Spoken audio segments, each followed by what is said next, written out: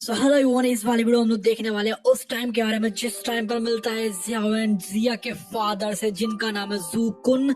और वो लिटरली लगभग हाफ गॉड लेवल पर है और 10,000 साल से तो ये यहाँ पर एशियन तुशी हॉल जो है गॉड का, वो यहाँ पर एक पहरेदार की तरह खड़े हुए हैं। और जियाओ ने इनसे जिस टाइम पर बस मिल भर पाता है ना, ये उनसे इतनी तेज स्पीड में भागता है। वो उस टाइम पर होता है डाउशिंग के 7 स्टार पर, लेकिन फिर भी वो ऐसे भागता है जैसे कि मान के लो अगर वो यहाँ पर रुका तो उसके चित्र उड़ जाएंगे। तो जो जियाओन रहता है उसको जल्दी से जल्दी ढूंढनी थी लोकेशन एंशिएंट तुशी गॉड के हॉल की, और उसको याद आती है जेरन एकेडमी की। उस मैग्मा वर्ल्ड के अंदर कुछ तो था जो मैंने देखा था, कहीं ऐसा तो नहीं कि वहीं पर ही वो हॉल हो, इसलिए वो उसके अंदर छलांग मार देता है। एक रेड फ्लेम जो रहती है उस मैग्मा के अंदर से निकलने में लगी हुई थी, और जो जियाओन रहता है उसको कामली वो सराउंड कर रही थी और वो फेस कर रहा था डेंस गैदरिंग को मिस्टीरियस फायर लिजर्ड्स के। वो बहुत ज्यादा खतरनाक थी और उसको वार्निंग सी मिल रही थी 2 वाइट स्केल लीडर्स से, लेकिन जो जियाओन रहता उसको कोई फर्क नहीं पड़ रहा था। जिस टाइम पर वो छोटा बंदा था, इस तरीके के जो थ्रेट्स रहते हैं उसको टेरिफाइड कर देते, लेकिन अब वो जो रहता है बहुत पावरफुल बन चुका है। और यहाँ पर 2 हाफ सन लेवल के बीइंग्स भी होते हैं जो कि इसमें हमला करने के लिए आते हैं, लेकिन फिर भी उसको कोई फर्क नहीं पड़ रहा था क्योंकि वो था डाउशिंग के 7 स्टार पर।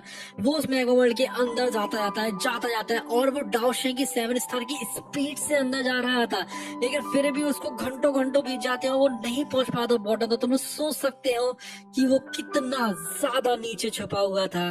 वो अपने डिटर्मिनेशन को कहता है कि मैं किसी भी हालत में नीचे तक पहुंच कर तो रहूंगा ही रहूंगा, इसलिए वो बहुत ज्यादा वास्ट अमाउंट में स्पिरिचुअल फ्लक्चुएशंस को अनलीश कर देता है, जिससे कि पूरा मैग्मा शॉक हो जाता है। और जो लेजर्ड रहती हैं वो वहां से भाग जाती हैं। जो व्हाइट स्केल लेजर्ड लीडर होते हैं वो फिर अपनी पूरी फोर्सेस को लेकर आते हैं जियाओन की तरफ, लेकिन फिर भी वो कुछ नहीं कर पाते हैं। लेकिन कुछ भी गिराओ, जो जियाओन है वो रेस्टोरेंट दिखाता है और वो उनको मारता नहीं है। उसको पता थी ये बात कि फालतू में इन लोगों को मारकर क्या ही मिलने वाला है। अब जो लिजर्ड्स रहती हैं वो रिट्रीट कर जाती है फियर में। वो उसको वार्निंग जरूर दे देते हैं कि तुम्हें डिवाइन पनिशमेंट मिलेगी अगर तुम टॉम में गए गॉड के। एक रेफरेंस था जिससे कि जियाओन को लग रहा था कि हाँ, तुर्शी एंशिएंट गॉड का मेंशन जो है वो यहीं पर हो सकता है। वो इन सबसे बहुत ज्यादा हैरान हो जाता है और अभी जिस टाइम पर वो मिलता है ना उस जूकुन से, वो लिटरली उसको पहचान भी नहीं पाता है कि ये है तो है क्या, लेकिन उसके अगल बगल में 2 बड़ी बड़ी आंखें झिलमिला जाती है और वो उस टाइम पर उसकी फट जाती है लिटरली। वो यहाँ से बहुत स्पीड में भागता है। देखते हैं वो हम लोग आगे आने वाली वीडियो में। तो जो जियाओन रहता है वो नीचे की तरफ जाता मैग्मा में, और वो बहुत स्पीड में भाग रहा था, लेकिन कुछ भी करो वो जैसे जैसे वो नीचे पहुंचता जा रहा था मैग्मा और ज्यादा डार्क होता जा रहा था। ब्राइट रेड से पिच ब्लैक होता जा रहा था और एक स्ट्रेंज पावरफुल जो हीट होती है वो उसको रोकने की कोशिश करने लगती है। उसकी वो प्यूरिफाइड डीपिंग लोटस फ्लेम रहती है, उस तक को वो रोक रही थी। अब रेसिस्टेंस है कितना भी खतरनाक क्यों ना हो, जियान और नीचे जाता है और देखता है कि कोई तो एंड होगा इसका, लेकिन एकदम से उसकी जो इंस्टिंक्ट्स रहती हैं, जो उसकी एक्सपीरियंस रहता है, वो उसको कहता है कि नीचे बहुत खतरनाक वाला डेंजर है। वो रुकता है और नोटिस करता है जिस टाइम पर वो टच करता है ब्लैक मैग्मा को अपनी फ्लेम कवर्ड हैंड से, उसको जो हाथ रहता है एकदम से डिसअपियर हो जाता है, जैसे कि मान के लो किसी और रियल में जा रहा हो। इस चीज को देखकर वो शॉक रह जाता है।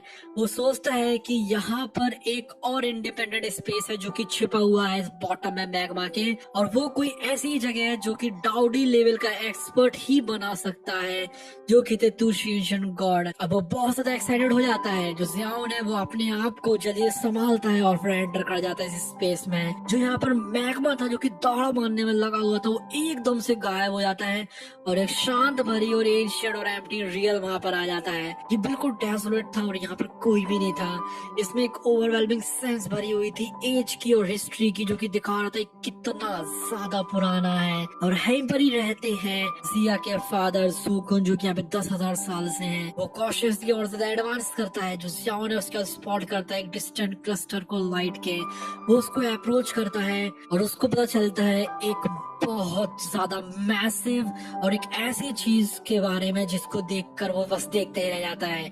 एक बहुत बड़ा स्टोन डोर होता है जो कि वॉइड में लटका पड़ा था, सस्पेंड था, जो कि रेडिएट कर रहा था एक टेज़ोलेट और एक एंशिएंट ऑरा को। इस स्टोन डोर के पहले एक बहुत बड़ा स्क्वायर शेप की कोई चीज थी, और जो जियाओन है उसके कंपैरिजन में बहुत छोटा था।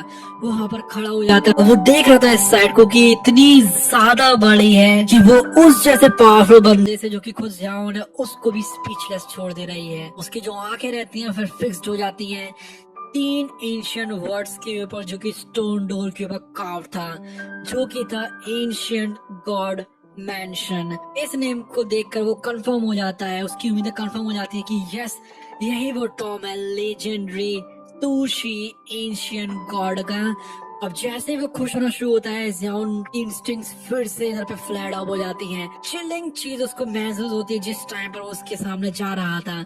उसकी स्माइल रहती है एकदम से सीरियसनेस से बदल जाती है, और वो सोच रहा था कि कहीं मुझे ऑफ गार्ड ना पकड़ लिया जाए, इसलिए वो एक पिलर को निकालता है फायर के अपनी फिंगर के ऊपर से, जिससे कि वो डार्कनेस से नीचे क्यों इल्यूमिनेट हो जाए। अब वो जो चीज देखता है उसकी वजह से वो पूरा स्टंट रह जाता है।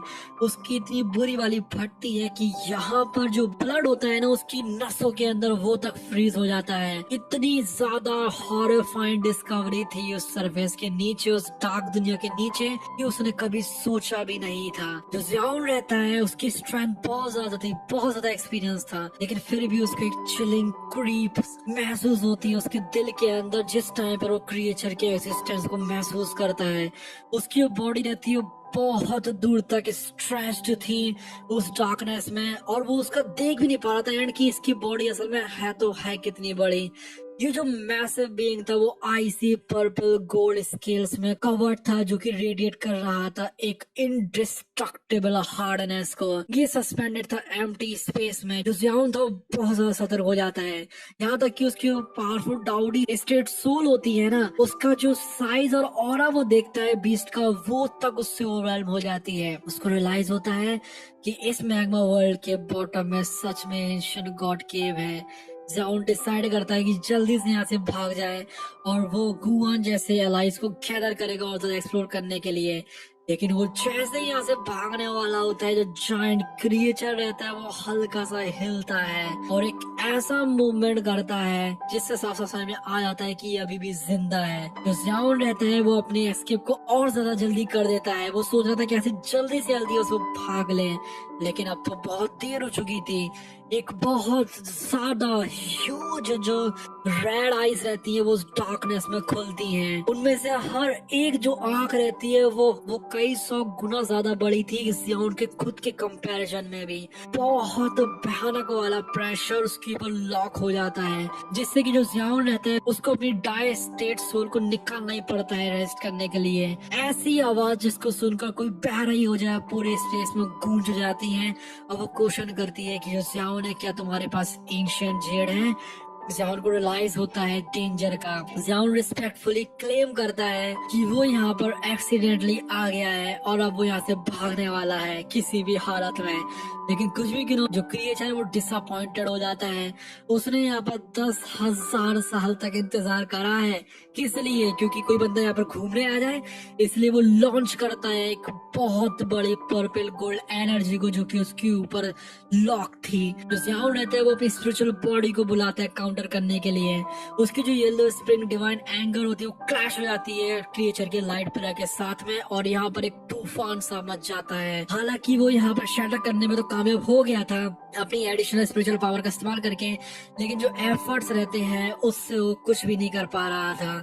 जो क्रिएचर रहता है उसकी कितनी टेरिफाइंग स्ट्रेंथ उसको यहाँ पर समझ में आ गई थी, जो कि यहाँ पर टॉप टियर जो पावर हाउस है, जो कि हुनत्यारंडी और गुयान है, उसको टक्कर आराम से दे सकती है या फिर उनको भी सरपास कर सकती है। अब वो देखता है ज़ियाओन को कि वो यहाँ से भागने की कोशिश कर रहा है, इसलिए वो क्रिएचर रहता है वो क्रिएट करता है पर्पल गोल्ड लाइट सील को, इससे उसको कैप्चर कर सके। अब जो ज़ियाओन था उसको पता थी यह बात कि वो तो यहाँ पर खत्म होने वाला है, इसलिए जो ज़ियाओन रहता है एक एक्सटर्मिनेशन फाइल उसको बनाता है अपनी सील के ऊपर। लेकिन वो बैरली उसको बस हल्का सा मद्दाफर कर पा रहा था अपने फायर लोटस का भी इस्तेमाल करके। एक लाइट जो रहती है वो शॉर्ट हो जाती है उस सील में से, और जो ज़ियाओन के डिफेंसेस रहते हैं उनको ब्रेक कर देती है और डायरेक्टली उसको स्ट्राइक कर देती है, जिससे कि उसके मुंह से खून निकल आता है। अब उसको चोटें तो बहुत ज्यादा लगी हुई थी, लेकिन यहाँ पर ज़ियाओन की बहुत बुरी पड़ी थी।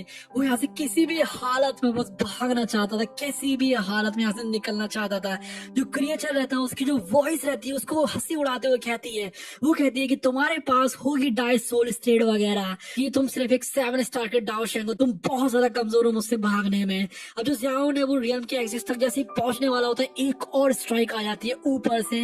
और लेकिन फिर भी क्यों ना हो, आखिरी के मोमेंट में जो गोल्डन ब्लड रहता है जो कि उसके मुंह से निकला था, वो स्लाइड की सील के पास से पहुंच जाता है। अब जिस टाइम पर जो गोल्डन ब्लड रहता है वो सील को टच करता है, क्रिएचर की मैसिव बॉडी रहती है तो शटर्ड हो जाती है। जो लाइट सील रहती है वो ज़ियाओन को मान के चलो क्रश कर दे रही हो, वो एकदम से इसलिए रुक जाता है। उसको महसूस होती है सेंस कि यहाँ पर कुछ तो बदल रहा है। जो ज़ियाओन रहता है उस चीज को सीज करने की कोशिश करता है, यहाँ से यही मौका है भागने का। जो क्रिएचर रहता है वो पीछे ही रह जाता है। वो मिक्स्ड इमोशंस के साथ में देख रहा था रैवेनर्स को गोल्डन ब्लड के, पहले तो कंफ्यूज हो जाता है, फिर उसके बाद उसको बहुत ज्यादा अच्छा लगता है। उसको समझ में आती है कि ये तो खुशबू है किसी ऐसे की जिसको क्यों बुलाता है चाइल्ड। जो क्रिएचर रहता है वो इरप्ट होता है थंडर्स रोड के साथ में, और उसको बहुत ज्यादा एक्साइटमेंट हो रही थी लेकिन उसको गुस्सा भी आ रहा था। वो क्रैश हो जाता है सराउंडिंग प्रिजन लाइक स्पेस के साथ में, और एक फेंट एशियन लाइट बैरियर प्रिवेंट कर रहा था उसकी एस्केप को। उससे उसको बहुत ज्यादा गुस्सा आती है। क्रिएचर रहता है फिर अपने गुस्से को टर्न कर देता है एंशिएंट स्टोन डोर की तरफ जो कि उसके पास में ही थैमने में लगा हुआ था, और वो कर्ज करता है दूसरी एशियन गॉड को, तूने मुझे यहाँ पर इम्प्रेशन करके रखा है इतने सालों तक। अब यहाँ पर क्रिएचर कितनी भी ताकत क्यों न लगा, जो स्टोन डोर रहता है वो साइलेंट रहता है, उसको कोई फर्क ही नहीं पड़ता है, बिल्कुल वैसे ही जैसे कि वो हजारों सालों से रहा था। तो यहाँ पर ज़ियाओन रहता है वो जैसे करके उससे भाग वर पाता है इतना पावरफुल होने के बावजूद। ये क्रिएचर बहुत पावरफुल, और जिस टाइम पर हुनते अंडे पूरा जेट लेकर आएगा क्रिएचर ऐसे बाहर निकलेगा और इनके बीच में होती है सबसे ज्यादा टेरिफाइंग फाइट जो कि डाओ शेंग के एक्सपर्ट्स के बीच में हो सकती है। वो देखते हैं हम लोग किसी और आने वाले पार्ट में। और अगर आप लोग को जानना है कि जो हुनते अंडे वो एक डाउडी कैसे बनता है तो आप लोग क्लिक कर सकते हैं वाली वीडियो के ऊपर। Till then bye bye, take care.